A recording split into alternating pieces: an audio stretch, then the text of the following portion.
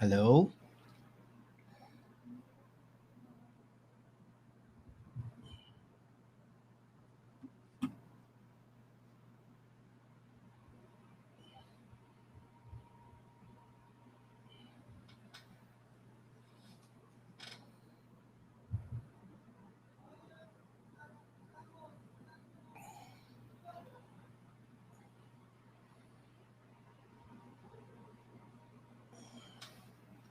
Ayun, I guess we're live.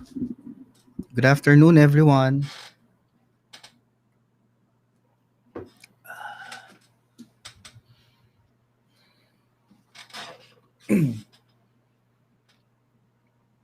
All right, let's start our session with a prayer first. In the name of the Father, and Son, and Holy Spirit. Amen. Diyos amang makapangyarihan, sa tulong ng Espiritu Santo at ng inyong anak na si Jesucristo. Naway tanggapin mo po sana ang aming pag-aalay na ito, katulad ng pagtanggap mo sa alay ni Abel, katulad ng pagtanggap mo sa alay ni Job, ni Abraham at ng aming Panginoong Jesus. Father, tinataas po namin sa iyo ang session nito this afternoon. Lord, our thoughts and prayers also para sa mga naapektuhan ng pandemya. And Lord, gabayan mo sana kami sa pag-uwi namin. And bigyan mo kami ng wisdom para ma-absorb namin yung lessons para sa hapon na ito. Sa ngalan ng Ama, ng Anak, ng Espiritu Santo. Amen.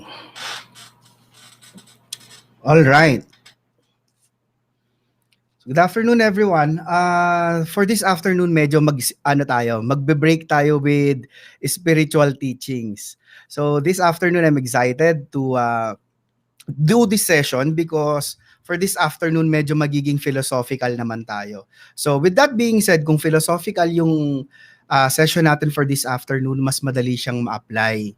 So our topic for this afternoon, for our episode 6 of the MindMaster series, is about Stoicism.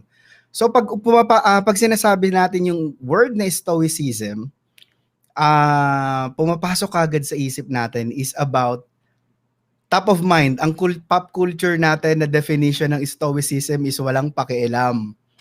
Tama po ba? Medyo yung Stoicism na gamit kasi sa ganong verbiage, no? Yung walang pakialam. Kaya nga meron mga pop culture na books about Stoicism, yung The Art of Not Giving FCK, 'di ba? Sobrang bestseller 'yon. If you know that book. Or yung isa pa, yung The Subtle Art of Not Giving a FCK, yun yung isa pang libro na parang pop culture version ng Stoicism. Now, my intention is to not really maging parang lecture yung Stoicism episode natin, but rather gawin natin siyang ano yung mga natutunan ko sa pag-aaral or sa pagpa-practice ng Stoicism. I have been studying and practicing Stoicism for the last 3 years. So, ito yung mga natutunan ko and ito yung mga exercises na ginagawa ko and then yun yung i-share ko sa inyo. So that way, if you want to be a Stoic yourself, then this is a good place to start. So, let's first define what is Stoicism or saan galing yung Stoicism. So, next slide tayo. So, yung Stoicism is actually a school of thought in philosophy. Ang nag-pioneer ng Stoicism is si Zeno of Citium. Si Zeno of Citium lived around 300 BC or 300 years before Christ. Now, paano nyo you might ask, bakit natawag na Stoicism if ang gumawa nung philosophy is si Zeno? Originally, it was called Zenoism actually. Originally. But there is this place in ancient Greek where they gather, no? And yung place is called Stoic, no? And parang yung Stoic is actually a university, parang lyceum, parang ganon. It's a place where they gather and share their philosophical ideas. So, with that revolution, with that sharing of ideas over the years, no, it became, as we know it, Stoicism. So, I'll introduce to you the big three of Stoicism. Sino yung tatlo? So, other than Zeno, Ang sumunod sa kanya na naging estudyante niya is si Marcus Aurelius. Sobrang si Marcus Aurelius talaga yung primary mover ng Stoicism. Si Marcus Aurelius is an emperor. Sabi nga nila sa history, siya yung last good emperor ng Roman Empire. So si Marcus Aurelius, siya yung nagsimula nung pagjo-journal, and as you know, meron siyang sobrang sikat na libro, it's called The Meditations. So if you wanna do a further study in Stoicism, you might want to check the book The Meditations of Marcus Aurelius. Sumunod, si Epictetus. Teacher naman siya ni Marcus Aurelius, direct na teacher ni Marcus Aurelius. Si Epictetus is actually a slave. And prior to being a slave, sobrang yaman niya, no? Nung papunta siya ng Greek, ang nangyari sa kanya, dala-dala niya lahat ng riches niya. Tapos for some quaint, parang freak accident, lumubog yung barko niya, and then he became as a teacher. He became a philosopher after that. Parang ganun. Parang brief ko na lang kinukwento sa inyo. Mas excited ako dun sa mga exercises. And then lastly, si Seneca, tutor and teacher of Nero. If you know Nero, siya yung pinakamalupit na Roman emperor. If you know in the Revelations, siya yung actually yung tinutukoy na the 666 dun sa siya yung tinatawag na Antichrist dun sa original na Revelations. Now, if you want to dig deep tungkol sa history ni Nero, actually siya yung tinutukoy sa Revelations na magi-employ ng Mark of the Beast, at saka siya yung tinatawag nila na Antichrist at the time. Because at the time, si Nero ang daming pinipersecute na Christians. Tapos sinubukan nilang itago yung code, yung pangalan na Nero is actually equals to the 666, no? But medyo madilim na na history sa Roman Empire. I'm just sharing. Now, given ito yung tatlo, si Seneca, si Epictetus, si Marcus Aurelius. Let's define what is Stoicism first. Ito yung definition ko na Stoicism.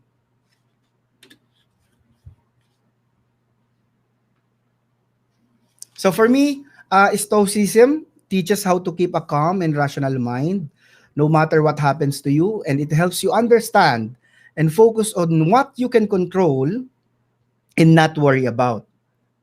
And ultimately, accept what you can control. So pasimplehan pa natin. For me, ang definition ko na Stoicism is this. It's not the thing that upsets you. It's your judgment about things. So you could say na a glass is half full or half empty. You may judge it as half full, or you may judge it as half empty. But for the Stoics, they don't judge at all. A glass is just a glass of water, whatever that is, na nasa loob. Para sa mga Stoic, walang judgment ng half full or half empty. A glass is a glass, water is just water. So, yun yung Stoicism for me. Ngayon, ito yung mga exercises. It was really my conscious effort na gawing simple. Kasi there's a lot of things to talk about Stoicism. Maraming primary movers, no? Bakit pala siya sumikat, yung Stoicism, kung it was parang 300 BC pa? Sumikat actually yung Stoicism for me, na-observe ko. During the 1970s, nung nag-resurface yung philosophy of Stoicism, mainly because of this guy, si Ryan Holiday. Siya yung sumulat ng libro na Daily Stoic, at saka yung The Ego is the Enemy. So those are the two books na unang-una kong nabasa prior to me practicing the philosophy of Stoicism. Now let's get to I hope you have a pen and paper because maraming exercises dito, no? Pero you can meron naman tong actually meron naman akong prepare na complementary na lecture notes for this. Ito na yung meat ng ating session. Ito na yung kung nasaan yung goods. Okay, saglit. Ayun.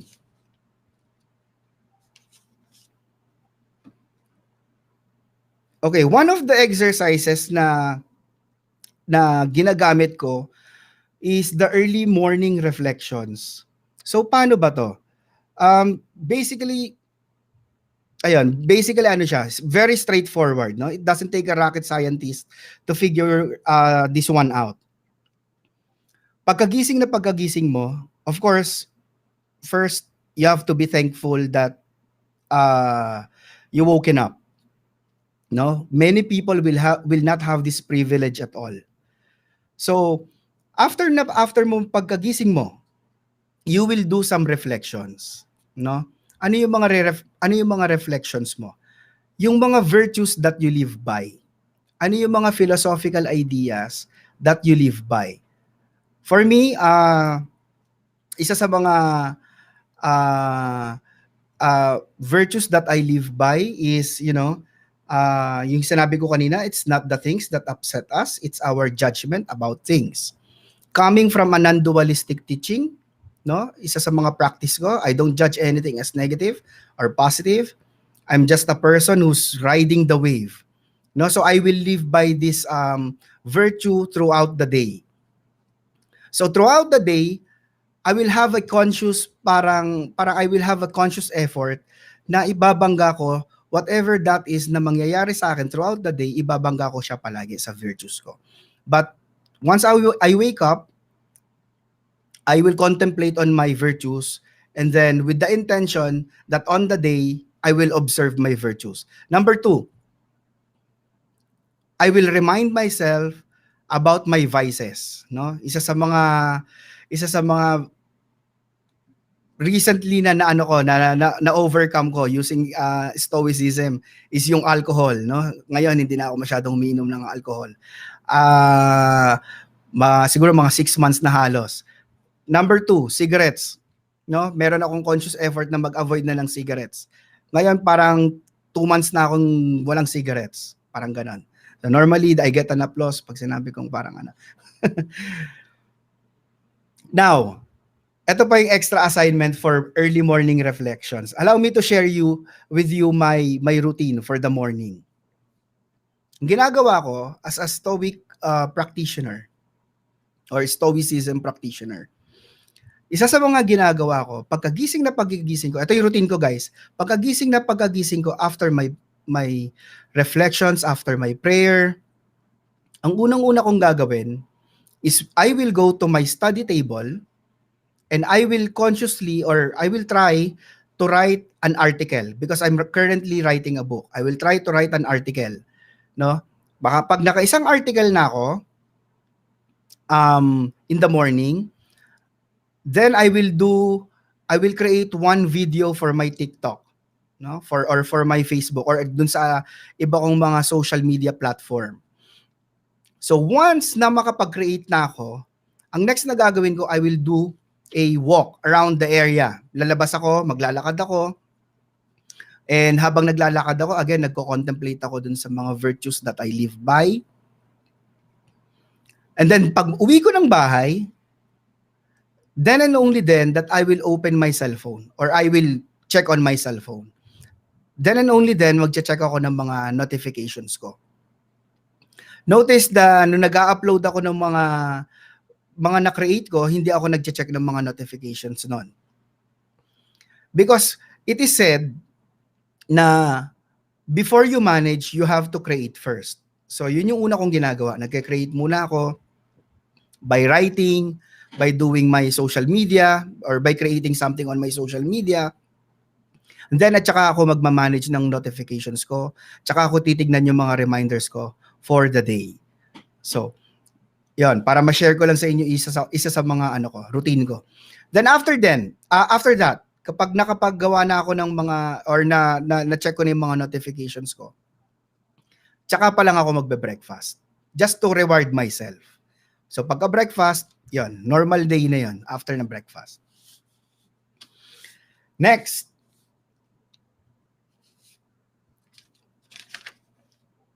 Okay. Isa rin to sa mga paborito ko. Contemplation of the ideal man. This exercise naman is designed to remind you of how small you are really. And parang ganito, it is designed to provide a catalyst for your change, no?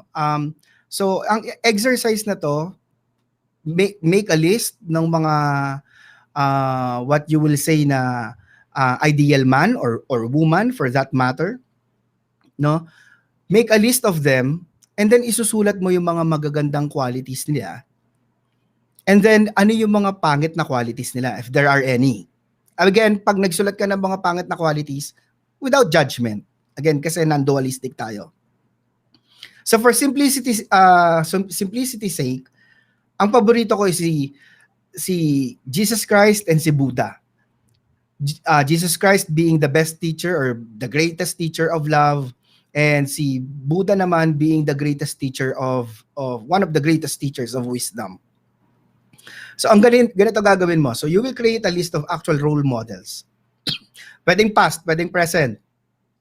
And you will analyze what makes them ideal. And you will find their best qualities and discard yung mga negative character flaws nila. Isa rin, by doing this, kung naaalala nyo yung isa sa lessons natin sa neuro-linguistic programming, which is yung modeling, by making a list of their good qualities, you may emulate them, no? Parang you will have an understanding how they work or how do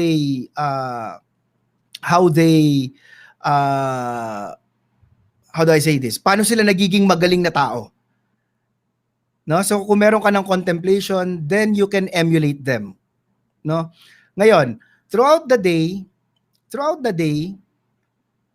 merong mga circumstances that you will not be sure as how to react.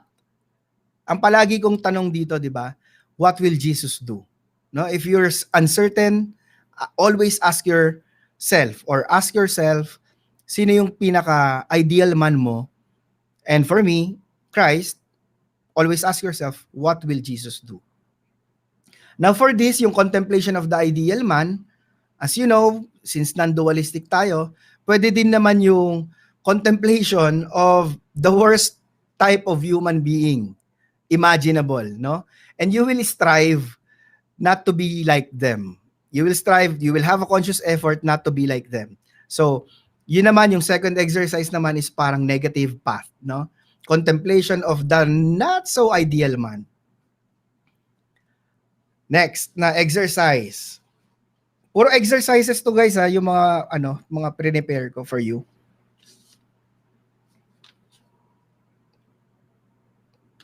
Next, number 3. Okay, cultivating philanthropy. When we say kasi philanthropy, always ang naiisip natin is really about money or really about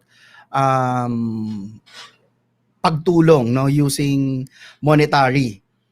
Marami ding ways of cultivating philanthropy, not just using money. Isa sa mga exercise na paborito ko, dalawang exercise i-share ko about cultivating philanthropy. Isa sa mga exercise na paborito ko ay came about this exercise sa neuro-linguistic programming. Ganito gagawin mo. You will visualize that your family is actually a parang how do I say it? Parang yung family mo, iisipin mo na parang kadugtong ng sarili mo. Okay? Like your father, you are your father, you are your mother. Okay? Parang ganon. Na ikaw din sila. Now, pag nagawa mo yon, yung family, ang next naman sa family are your friends. Then your friends, you will consider them naman as your family. Di ba? Gagets nyo ba? Parang at least panaraw down ka ng panaraw down. Pag yung friends mo kinonsider mo ng family, yung community mo naman, you will consider them as your friends. And then yung community, you will consider them as, or yung nation, you will consider them naman as your community. Ang kagandahan dito sa cultivating philanthropy, number one, na-extend mo yung network mo. Number two, nagkakaroon ka na din ng detachment. Natututunan mo na din yung detachment. Because parang halimbawa, may nabawas sa isang friends mo, may umalis sa isang friends mo. Alam mo na meron ka pang ibang family, if you get what I mean. Parang ganon. Isa pa sa cultivating philanthropy, isa sa paborito ko ding exercise is when I feel stuck, no? Kung halimbawa meron akong slump tungkol sa abundance, what I would do, I will spend 1,500 or 1,000 pesos. I will go to a convenience store, bibili ko ng mga noodles, ng mga maliliit na pagkain. So by then lalabas ako, meron akong probably 2 bag. Tapos lalabas ako, mamimigay ako. So actually it doesn't end there dun sa pamimigay. Habang namimigay ako, I will visualize na yung binibigyan ko dun sa community is actually my family. And I will also visualize na yung binibigyan ko is actually another version of me. So, isa rin yan sa practices about cultivating philanthropy. Yan, next.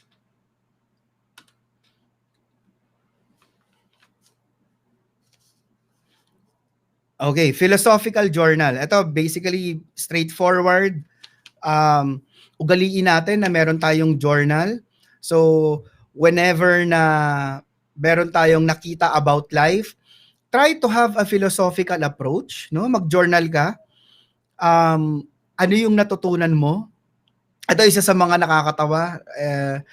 Imagine na nasa club ako, one of those dance clubs, and nakagawa ko ng isang philosophical na quote. Napansin ko kasi sa mga dance clubs, if nakapunta na kayo ng mga gimigan or ng mga dance clubs, napansin ko lahat ng mga tao, very concerned sila sa itsura nila or kung paano nila pinoproject yung sarili nila. So dun sa journal ko, ang isinulat ko, every man loves the smell of his own fart.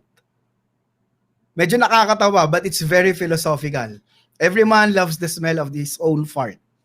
Parang ganon. So, by having a journal, no, or a philosophical journal, pwede mo siyang balikan, pwede mong i-contemplate yung mga natutunan mo.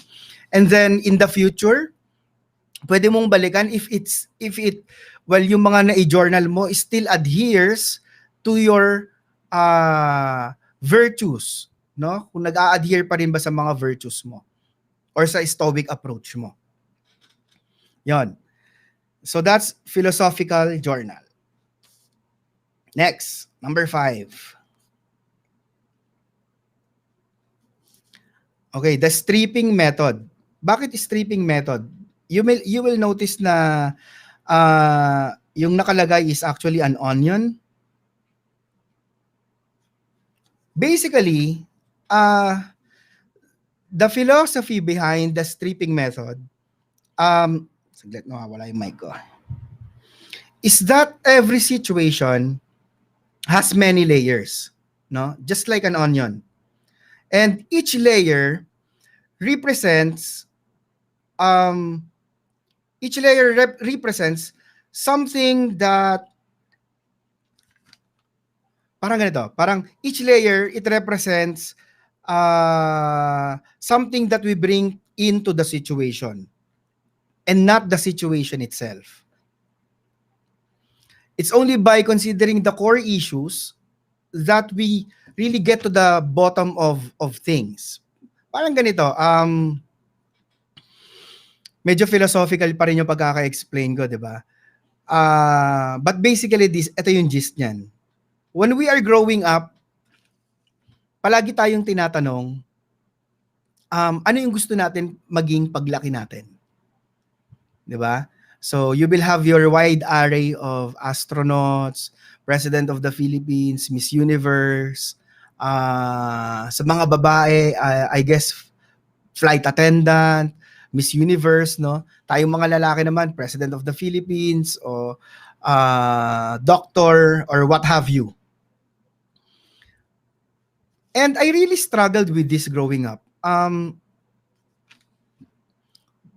Kasi para sa akin, bata pa lang, sabi ko parang,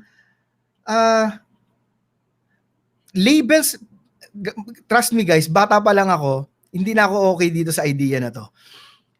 Kasi parang sabi ko, bakit psychic ka ba para malaman mo kung ano yung magiging ikaw paglaki mo? No? Yung irony, no? Coming from a MindMaster. For me, that was the irony of it. But by knowing the stripping method, you will realize that it all boils down to being fulfilled. Diba? Yun yung pinaka-tenet ng idea or pinaka-core ng idea.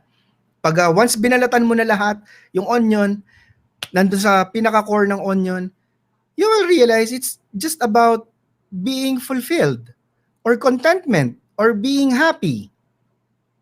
Tama? Nakuha niyo yung parallel of the onion or yung parallelism dun sa onion. So, isa sa mga exercise na ginagawa ko, actually it's not really an exercise but a philosophy that I also live by, is that I don't go for goals. I don't go for goals, but rather I go for directions. Ang problema kasi with goals, diba, sa stripping method, ang problema with goals is kapag ang goal mo halimbawa at 30 dapat at 25 dapat meron na akong sariling car. At 30 dapat meron na akong family. At 35 dapat meron na akong sariling bahay. Now, if you are working towards goals, it's easy to be lured to the false idea that you are not successful kung hindi mo nakuha yung mga goals mo. For example, ang inaay mo, 25 years old, dapat may car ka. Hindi mo nakuha ng 25. You are now lured to the false idea or the illusion that you are a failure. Much worse, nakuha mo yung car at 27. Feeling mo hindi ka pa din successful kasi nilagay mo na siya as goals at 25. 'Di ba? So instead of goals, work towards directions. And what are these directions? Directions toward happiness, making the world a better place, contentment, fulfillment. So, if you're going towards directions, even though malihis ka, you know how to head back to your directions. It's easy to remind yourself, oh wait lang, ang direction ko nga pala is fulfillment. Is this aligned to my virtues? Am I aligned to my virtues or the philosophy that I live by? Yun. So, work on your directions rather than goals. Yun yung difference. And make your directions your goals. Pwede rin yan.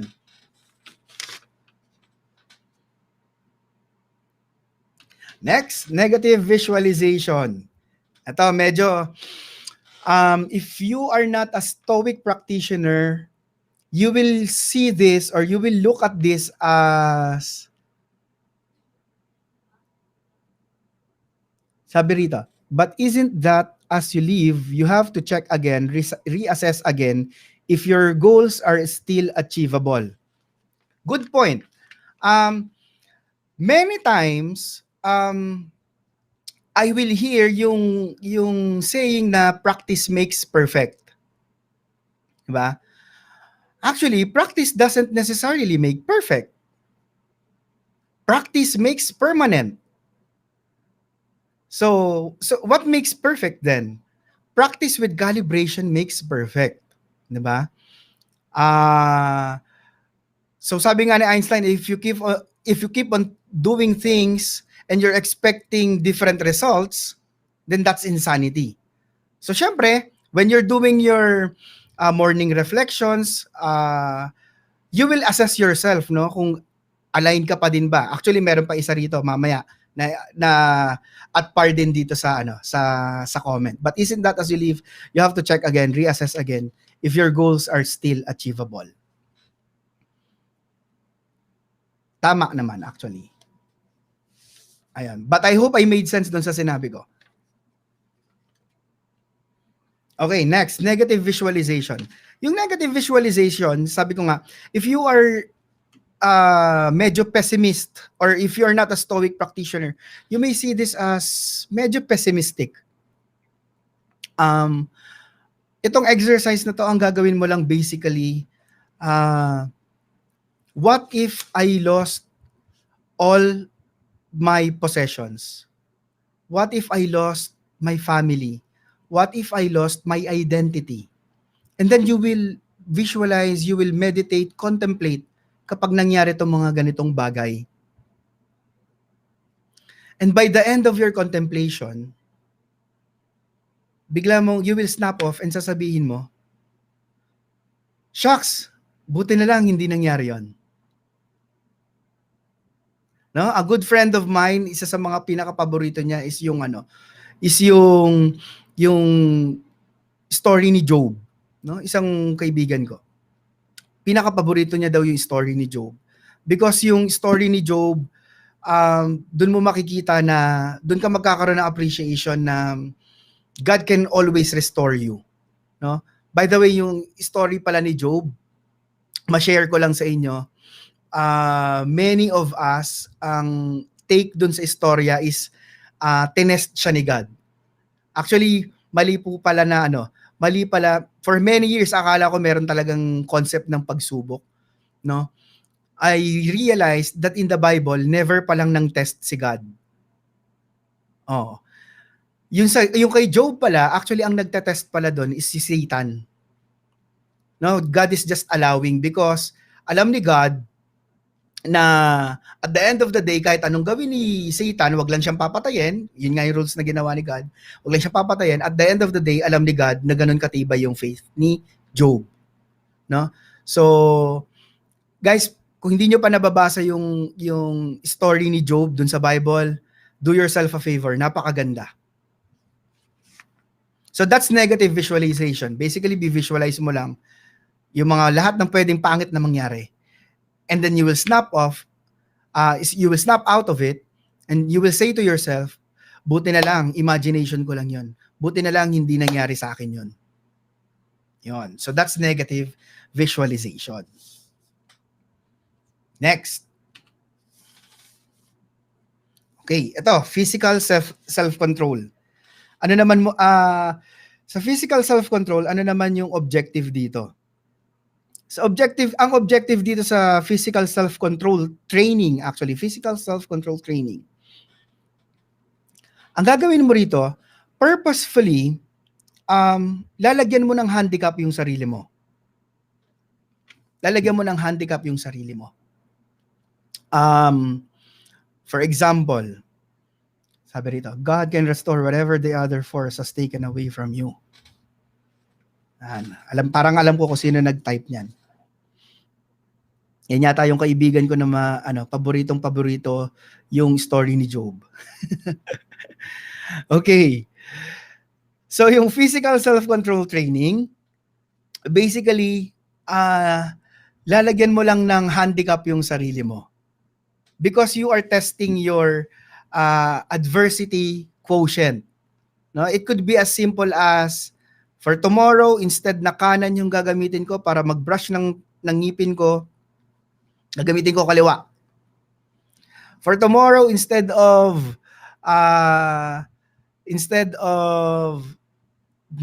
sasakay ako ng kotse ko, magko-commute ako. No? So you're basically training yourself. Pinapataas mo yung adversity quotient mo. Ayun. Basically, yun yung physical self-control.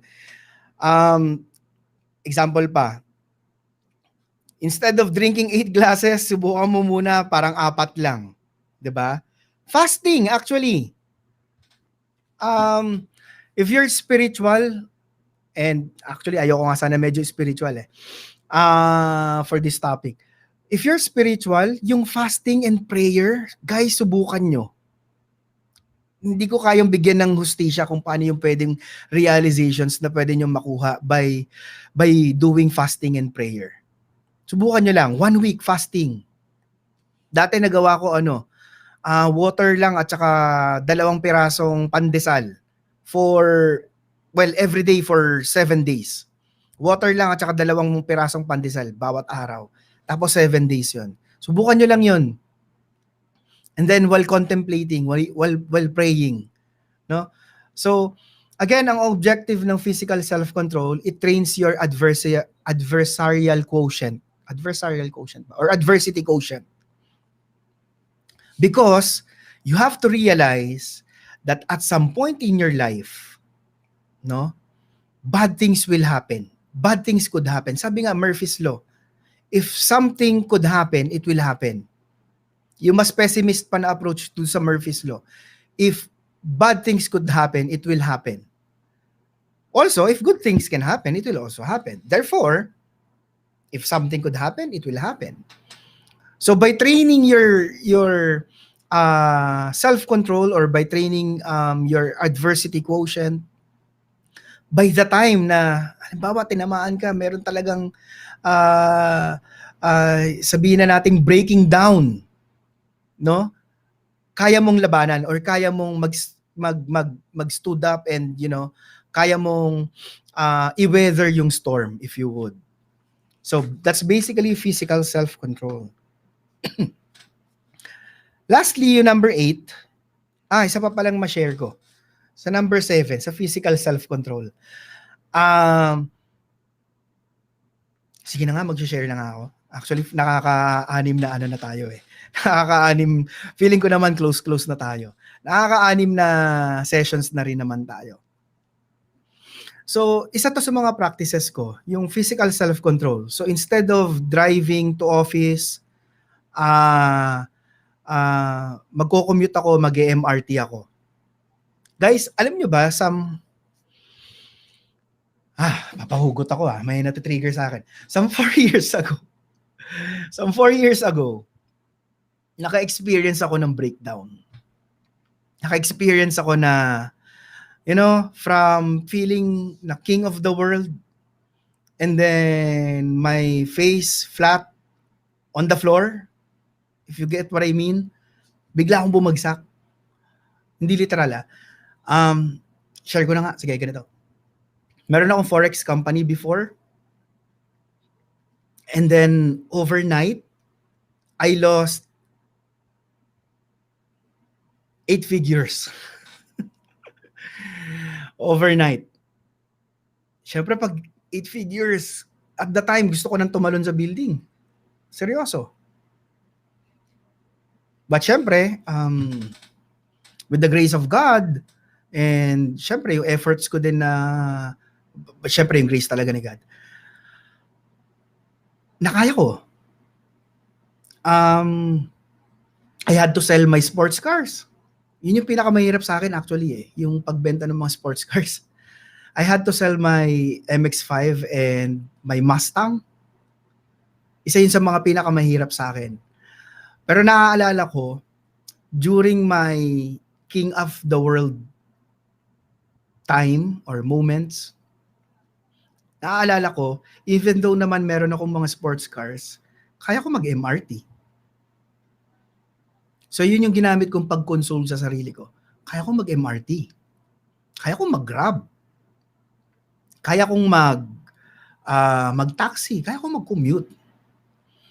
So sabi nga nung isang Christian apologist or apologetics na paborito ko, si Ravi Zacharias. He was asked kasi, why do bad things happen to good people? Actually, mali daw kasi yung question. Bad things will happen to good people talaga. No?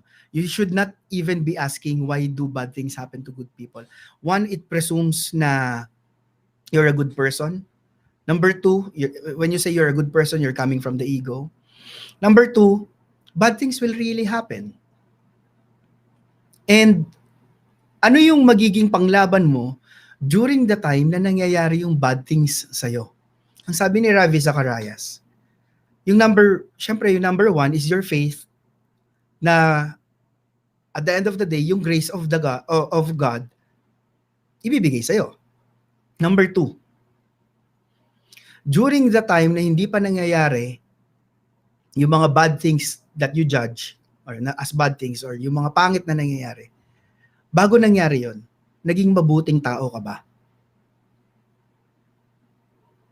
Kasi kung naging mabuting tao ka, during the time na nasa taas ka, pagbagsak mo, yung mga taong nakapaligid sa'yo na nagawan mo ng mabuti, sila rin yung tutulong sa'yo. Not that you're expecting help from them.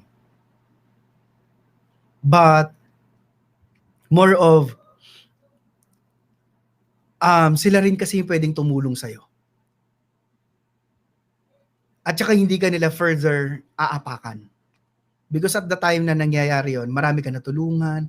Yun yung na-experience ko during my breakdown, before my breakthrough actually. And then, after that breakdown, siguro share ko minsan sa inyo paano nangyari yung breakthrough. Okay. Last, bedtime reflections. Excuse me, napayosi ako dun . Di pala yosi, ano lang pala, relax lang pala. Number 8, bedtime reflections. So, katulad ng morning reflections, by the end of the day, you will reflect kung if you lived by your virtues and kung na-avoid mo ba yung mga vices mo. You will also ask yourself, did I treat people in considerate manner? May mga natulungan ba ako? Ultimately ask yourself during your bedtime reflections, have I made myself a better person? Journal mo lang. Reflect. Muni-muni. Pagnilayan. Yun. Very straightforward bedtime reflections. Now, bonus tayo. Let's do a guided meditation again. Alam ko, paborito niyo yung guided meditation. Now, itong exercise na to is called, actually, ano rin to sobrang known din to sa Stoicism. Very popular to. Ang tawag rito, a view from above. So, ganito gagawin natin. So, as usual, make yourself comfortable, relax, sandal sa upuan ninyo.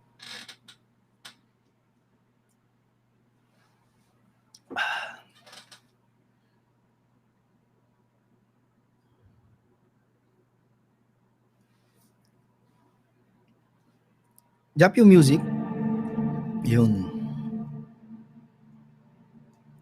Okay lang ba yung ganitong tunog? Or medyo intrusive? Hinaan ko ng konti.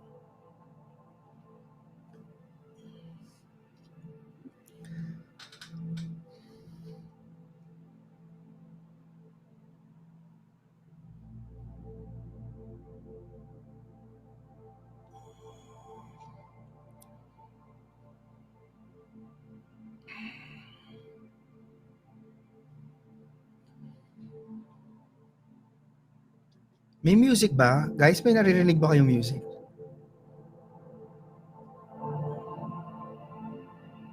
Okay, meron na daw. At this point, close your eyes.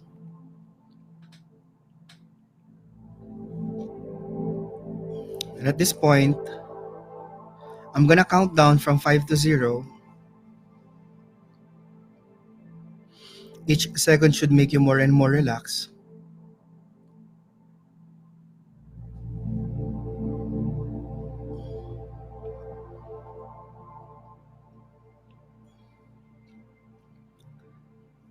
First, take a moment to settle on your posture. Make yourself comfortable. I'm gonna count down now. 3,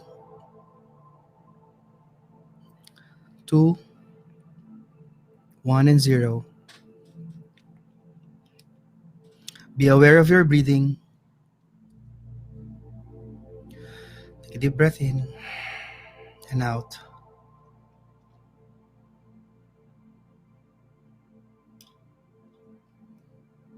Now begin by paying attention to the whole of your body as one, top of your head, all the way down.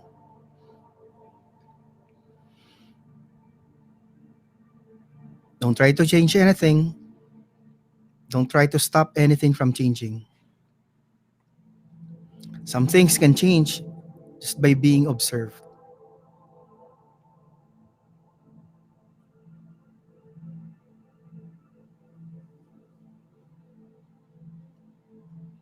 Now go inside of yourself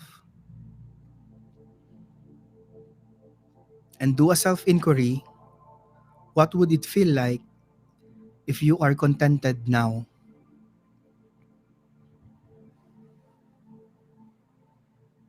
So whatever you notice, whatever you feel, be passive and a detached observer. As you continue to relax, turn your attention deeper within. Become more aware of your body now that you are feeling contented.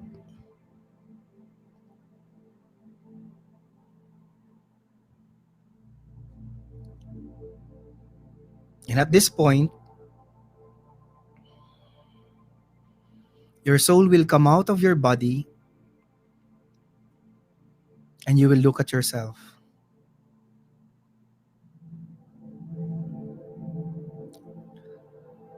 Look at your body posture, your facial expression, yung suot mo ngayon.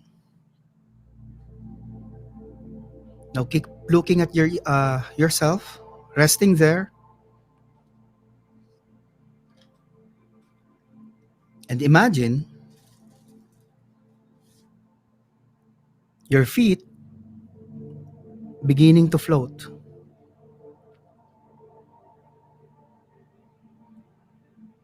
And slowly you're floating.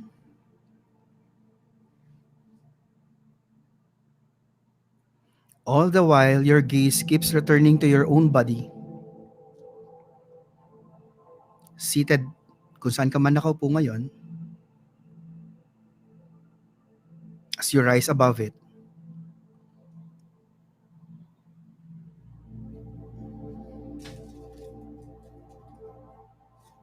This time, mas mataas ka na ng konti. You're almost reaching the roof and ceiling. And then yung roof and yung ceiling, they just disappeared, allowing you to float freely upward. Gazing down, you see yourself seated comfortably below in the building. Looking contented and contemplative.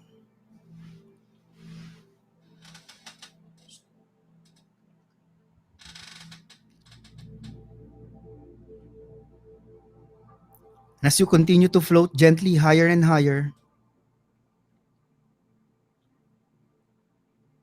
your perspective widens more and more until you see the whole surrounding area. Probably nakikita mo na yung mga ibang buildings ngayon. And you see some people in the building, in the streets, sa roads. You observe people far. Yung iba naglalakad, yung iba nagtatrabaho. People cycling, driving their cars. And you begin to contemplate the whole network of human lives and how people everywhere are interacting with each other, influencing each other, encountering each other in different ways. Floating higher this time, mas lumiliit yung mga tao. Parang langgam. Rising up into the clouds, You see the whole of the surrounding region beneath you. You probably see yung mapa ng Quezon City or kung nasaan ka man ngayon. And gradually yung mga coastlines,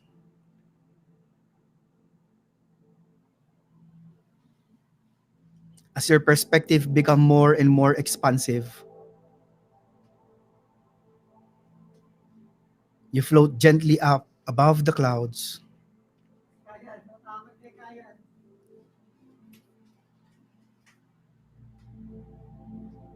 So high that you eventually rise beyond the sphere of the planet itself and into the outer space. Ngayon, tinitignan mo yung Earth, suspended in space before you, silently turning, and you can see the majestic beauty of the planet Earth. You see the whole of your home planet, the blue and the great oceans, the brown, the green, mga continents,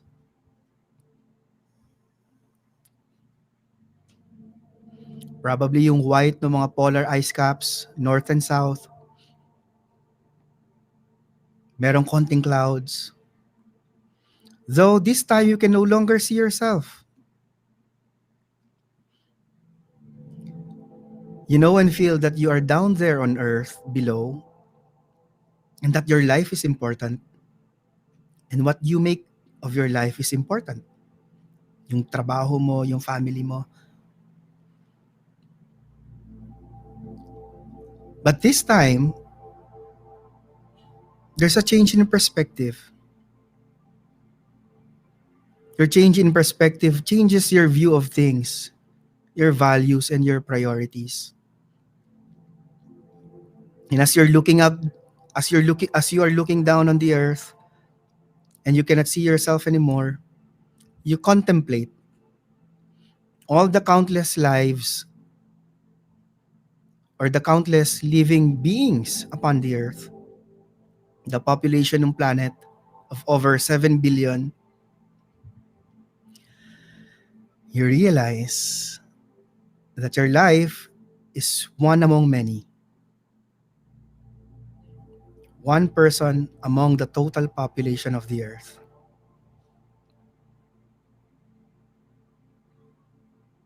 You think of the rich diversity ng buhay sa earth, people of different cultures, different countries,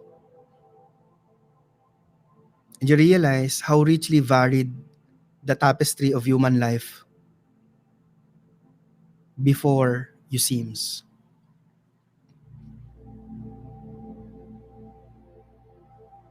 And yet, as you gaze upon the planet Earth, you are also aware of its position. Look around you, nakikita mo yung universe, tiny speck of stardust. Probably nakikita mo yung Jupiter, yung Saturn, but they're very tiny in relation kung nasaan ka ngayon.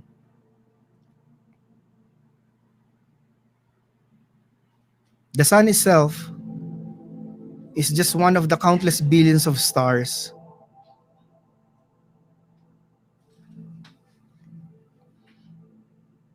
When you think about the present moment on Earth, contemplate kung ano na yung nangyayari sa Earth ngayon. And you think of your lifespan as a whole, in its totality, the probability of you living up to 100 years. You think of your own life as just one moment in the enormous lifespan of mankind. Hundreds of generations have lived and died before you. Many more will live and die in the future. Long after you, yourself, are gone. Civilizations too have lifespan. So, you think of the many great cities, yung ibang civilizations, perhaps even in the future.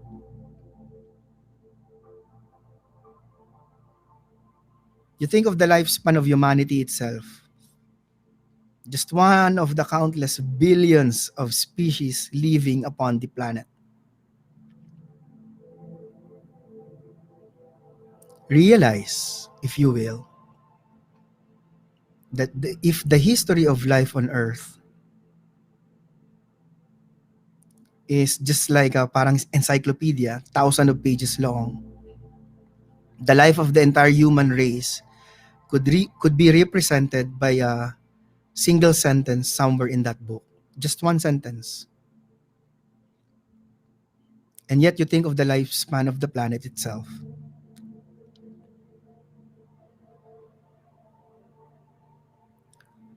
Who can imagine kung gaano kalaki to? And what will follow at the end of time in the wake of our own universe demise? Again, contemplate on the vast lifespan of the universe.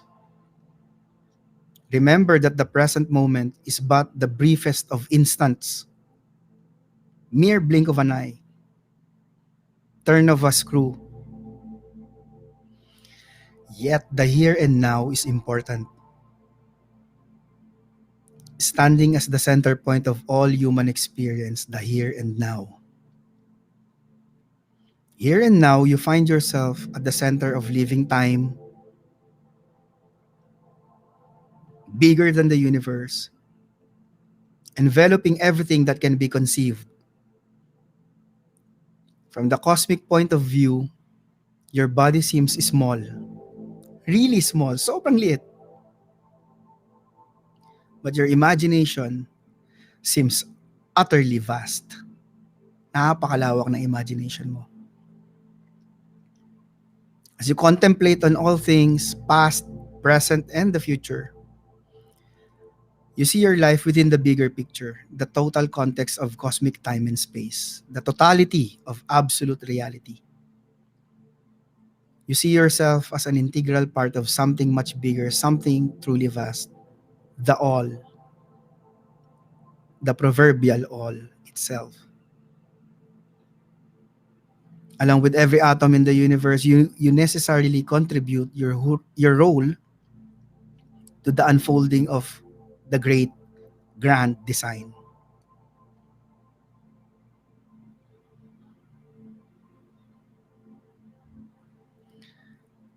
Now, habang lumalaki yung consciousness mo and your mind stretches, things change greatly in perspective this time. And there's a shift. The significance of your own attitude toward life becomes more apparent.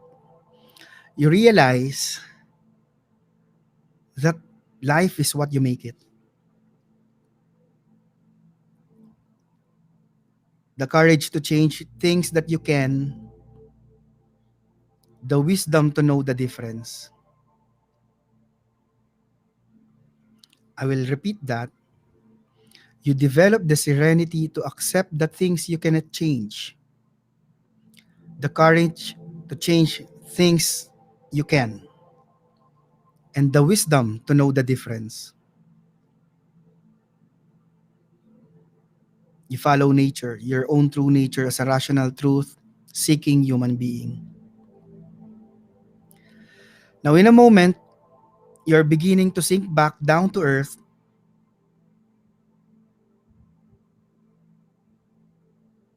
And habang bumababa ka, you will remember the sense of serenity and perspective. Now you begin to descend back down to earth to face the future with renewed strength and serenity. You sink back down through the sky, down, down, down, towards the local area, down, down, down into your building, down, down. You sink back gently into your body, all the way to the now, the here and the now.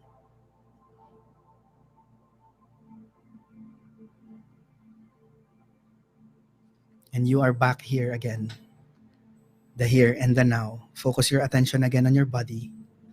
As I count from 1 to 3, you will slowly open your eyes.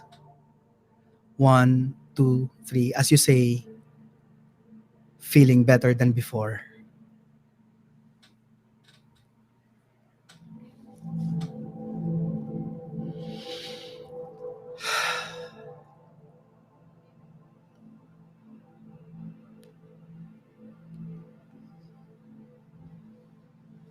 Welcome back, people.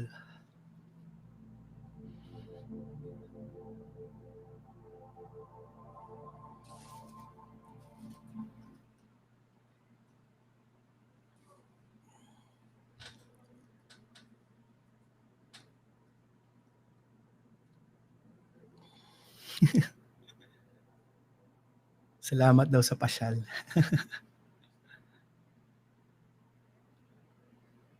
And that's all there is to it, guys. I hope you learned something.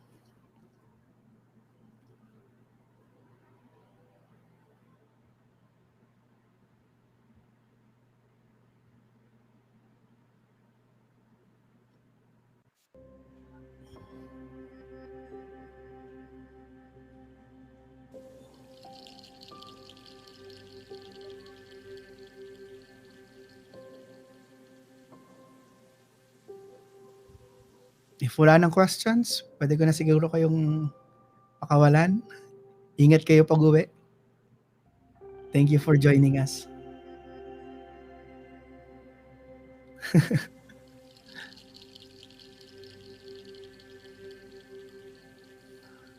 Thank you po, Ma'am Chita.